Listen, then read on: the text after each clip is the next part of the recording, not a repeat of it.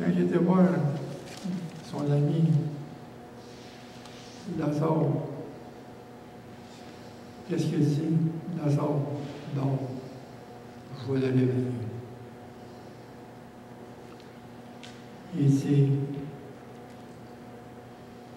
où l'avez-vous mis? Où est sa tombe?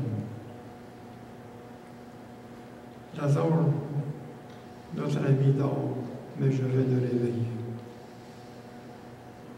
Et qu'il y a d'une voix forte, Lazare sort.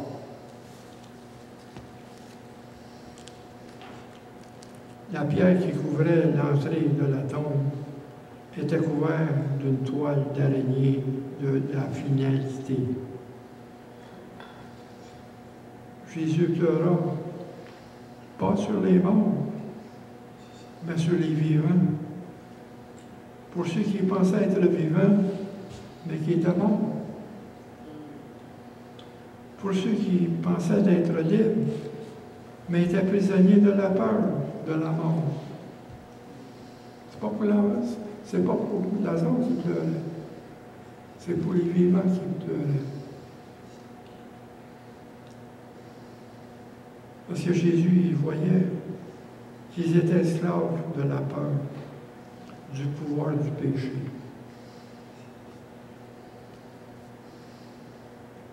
Il explique que dans la rivière de la mort, il n'y a aucune crainte. Il a touché un garçon, il appela la vie.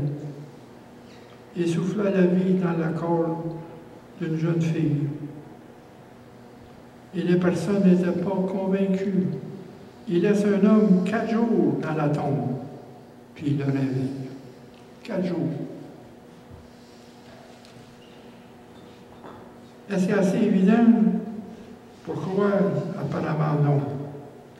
Il était nécessaire pour lui de plonger dans la rivière de la mort, afin que les personnes soient convaincues que la mort a été vaincue. Jésus a plongé dans la mort. Après qu'il est revenu de l'autre côté de la rivière de la mort, ressuscité, vivant.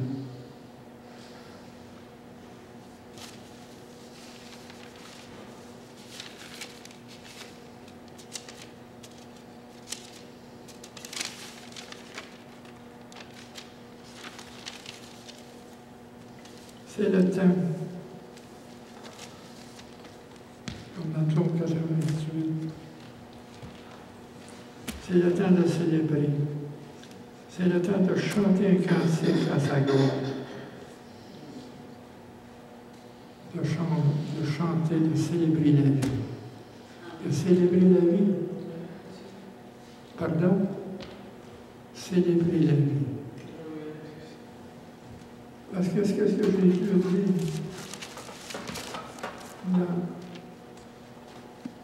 dans Jean 11, verset 25, soulignez ce verset-là. Jésus lui dit, Jésus dit, ton frère ressuscitera. Je sais, lui répondit Marc, qu'il ressuscitera à la résurrection au dernier jour. Mais ce n'était pas le plan. Jésus lui dit, je suis la résurrection et la vie. C'est lui qui croit en moi vivra quand même qui sera mort. Et quiconque vit et croit en moi ne mourra jamais. Crois-tu cela? Croyez-vous cela? Hein?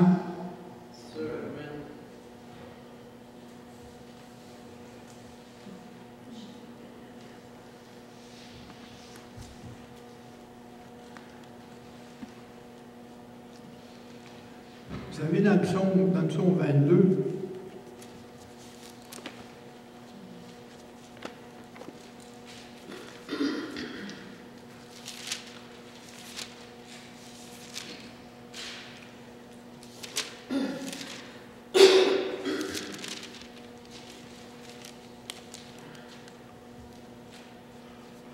psaume 22, verset 2. Mon Dieu, pourquoi m'as-tu abandonné? Et t'éloignes sans me secourir, sans écouter mes plaintes.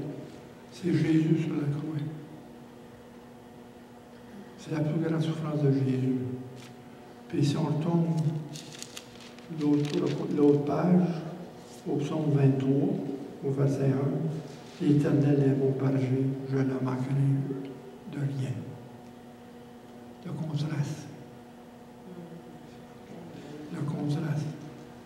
Le psaume 22, le psaume 23.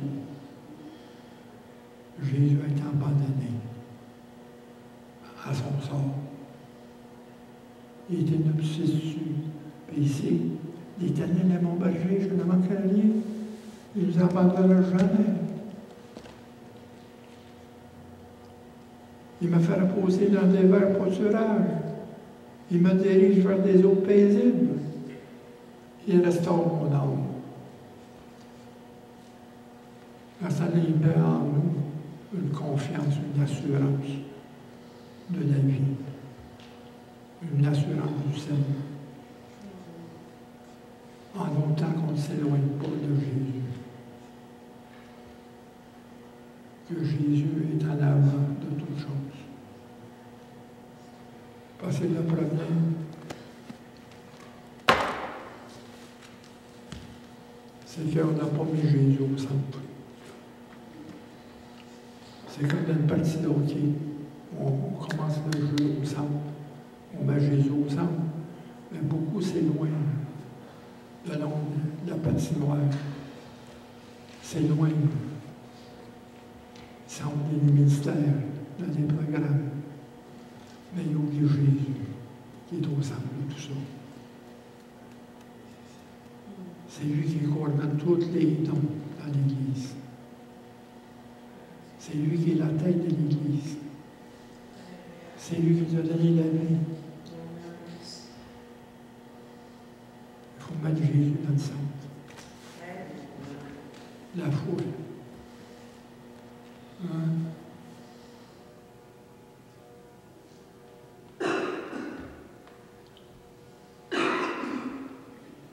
Ça m'a fait plaisir. Dieu m'a permis de m'étendre un peu.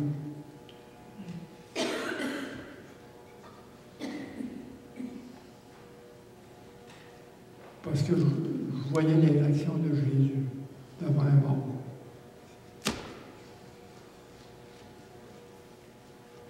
Qui réclamait le corps du jeune homme. Parce que Satan était là pour réclamer son corps. Puis Satan, il va essayer de réclamer le corps. Mais Jésus va être au-dessus. OK. Allez, moi, ça fait plaisir. Ah, merci Seigneur. Seigneur,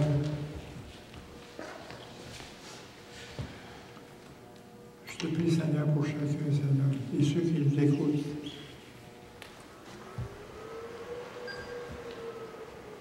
Que tu peux les libérer de cette servitude,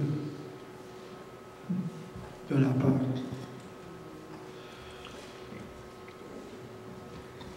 Et qu'ils peuvent te demander, Seigneur, que tu leur rassures, Seigneur.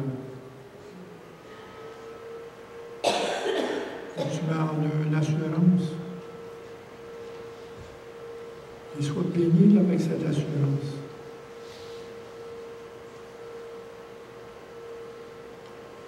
On te bénit, Seigneur, à chaque jour, Seigneur. Comme ici, c'est notre chanson, c'est notre cantique. Louez le Seigneur tout le jour du l'an.